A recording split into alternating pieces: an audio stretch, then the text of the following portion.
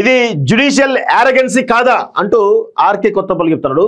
కొన్ని కేసుల విచారణ సందర్భంగా న్యాయమూర్తులు చేస్తున్న వ్యాఖ్యలు జ్యుడిషియల్ యారగెన్సీని తలపిస్తున్నాయంటూ డైరెక్ట్గా న్యాయ వ్యవస్థ పైనే చాలా సీరియస్ కామెంట్ చేస్తున్నట్టుగా అర్థమవుతుంది.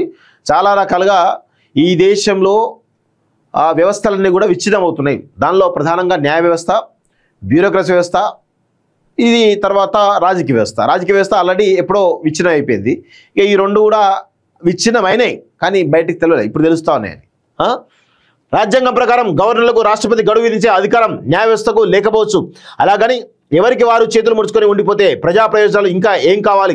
రాజ్యాంగ వ్యవస్థలో భాగమైనటువంటి రాష్ట్రపతికి గడువు విధించే అధికారం న్యాయ వ్యవస్థకు లేని పక్షంలో అదే రాజ్యాంగంలో మరో భాగమైనటువంటి లెజిస్లేచర్ విషయంలో మరో రకంగా ఉత్తర్వు ఎలా ఇవ్వగలరు? తమకు అధికారం లేదని చెప్పడం వరకు ఆక్షేపణ ఉండదు, కానీ అదే సమయంలో ప్రస్తుత సమస్యను అధిగమించడానికి పార్లమెంట్లో చట్టం చేయాలని లేదా రాజ్యాంగ సవరణ చేయాలని సుప్రీంకోర్టు సూచించి ఉంటే బాగుండేదన్నటువంటి అభిప్రాయం వినిపిస్తోంది అంటూ చూస్తాను. ఇదే సుప్రీంకోర్టు కొద్ది రోజుల క్రితం పార్టీ ఫిరాయింపులకు పాల్పడిన వారిపై చర్యలు తీసుకోవడానికి తెలంగాణ శాసనసభ స్పీకర్కు గడువు ఎలా విధించింది?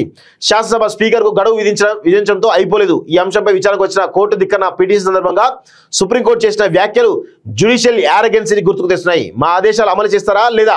కొత్త సంవత్సరం రోజున ఎక్కడ ఉండాలో ఉంటే అంటే జైల్లో ఉంటారా, బయట ఉంటారో తెలుసుకోండి అని సుప్రీంకోర్టు తెలంగాణ స్పీకర్ను ఉద్దేశించి కఠినంగా వ్యాఖ్యానించింది. గవర్నర్కు గడువు విధించే అధికారం లేనప్పుడు లెజిస్లేచర్ అధిపతికి గడువు విధించడంతో పాటు కోర్టు ధిక్కారం కింద జైలుకు పంపే అధికారం న్యాయ వ్యవస్థకు ఉంటుందా అన్న ప్రశ్న సహజంగానే తలెత్తుంది అంటూ చూస్తాను. సో ఏం లేదు, న్యాయ వ్యవస్థలో ఉన్నటువంటి కొంతమంది న్యాయమూర్తులు వాళ్ళ విచక్షణ అధికారాలను ఉపయోగించుకొని ఇలాంటి కామెంట్ చేస్తూ ఉంటారు.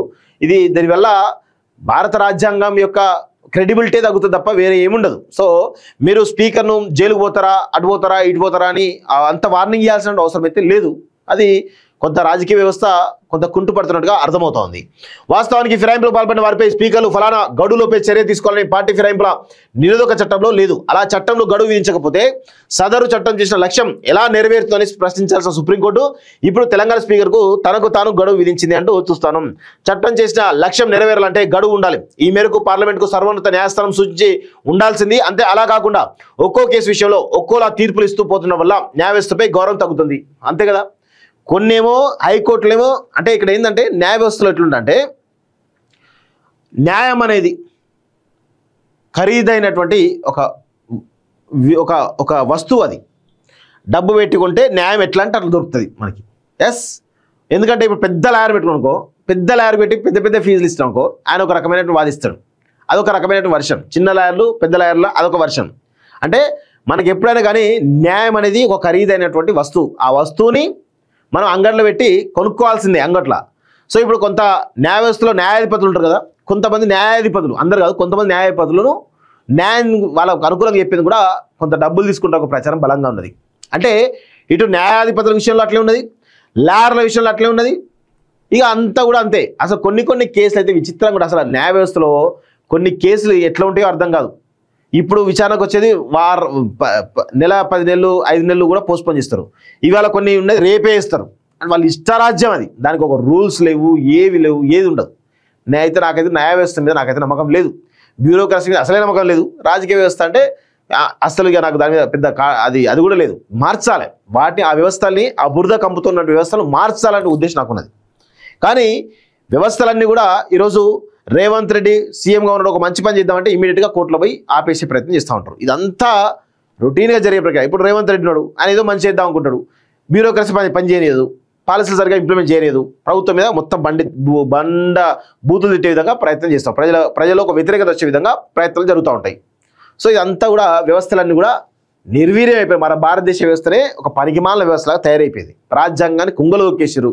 అంబేద్కర్ రాష్ట్ర రాజ్యాంగాన్ని ఎక్కడ కూడా అమలు చేయట్లేదు. అంత వ్యవస్థలన్నీ కొలాప్స్ అయిపోయినాయి.